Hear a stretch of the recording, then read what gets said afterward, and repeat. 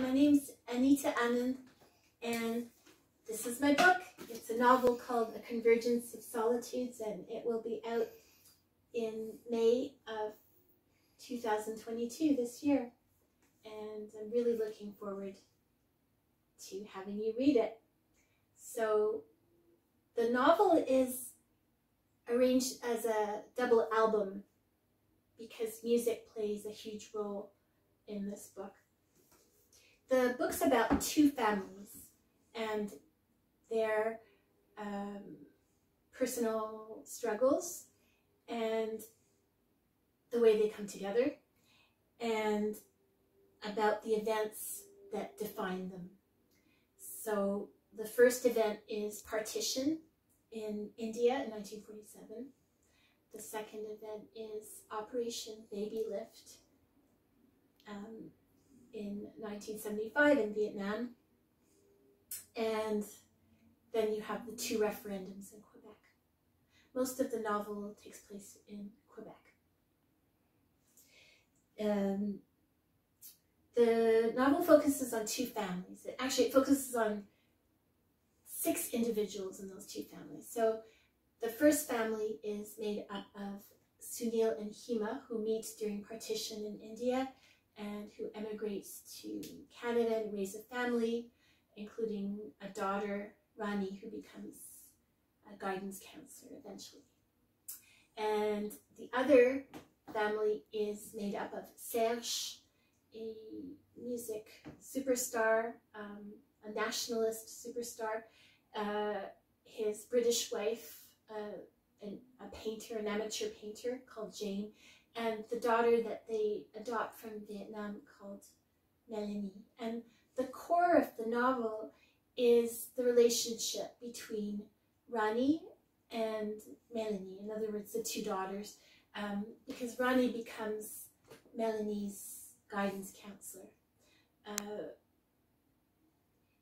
The characters in this book are quite solitary, not always in such a bad way, but there's a lot of solitude here. I'm just going to read you a really short passage, and it's from the point of view of Jane, Melanie's mother, and she's thinking with regret about her relationship with her daughter. Her daughter is looking for her identity. She's involved in a search for her identity in the most kind of basic, literal way. She's looking for her birth parents. But again, this is from the point of view of Jane. Jane stood with her back to the wind. She held the line in her left hand and lifted the kite she painted in the other. There were people walking by in the park, mostly people with dogs. She felt their stares. She was alone and enjoying herself, and this would always be considered odd. This was the first time she'd ever taken one of her paintings outside. A swirl of vibrant colors. The first warm day of spring. There were still patches of snow mixed with gravel on the field. Her last kite had been a giant fleur-de-lis, guaranteed to keep strangers and their small talk away in this Anglophone neighborhood. As she let the wind catch the kite, she wondered why she'd never done this simple activity with Melanie when she was a child. The top lit by the sun now, the pull of the kite, its strength, always surprising. I forgot to tell you what inspired this novel. So, 2 things really. One is that I've always wanted to tell my parents' stories. So Hema and Sunil are inspired by my parents. I mean, I made an awful lot of stuff up. But basically, my parents had what I always thought of as a very romantic, sometimes tragic love story. They met during partition. They had a taboo romance. They were separated, they lost each other, and then they found each other again. And then they emigrated to Canada, and then the fun really began. They had all kinds of problems there. So that was one inspiration. The other was a kind of random thing. I was walking with my husband, and we spotted an aging Quebecois superstar sitting alone on the patio of a restaurant drinking whiskey. And we started whispering about him.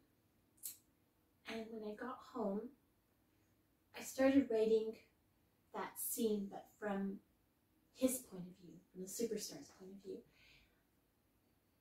And I was just thinking about how lonely he looked. And I was thinking about points of view. And so and then I started making up this story for him, I made up this whole family for this guy, Serge.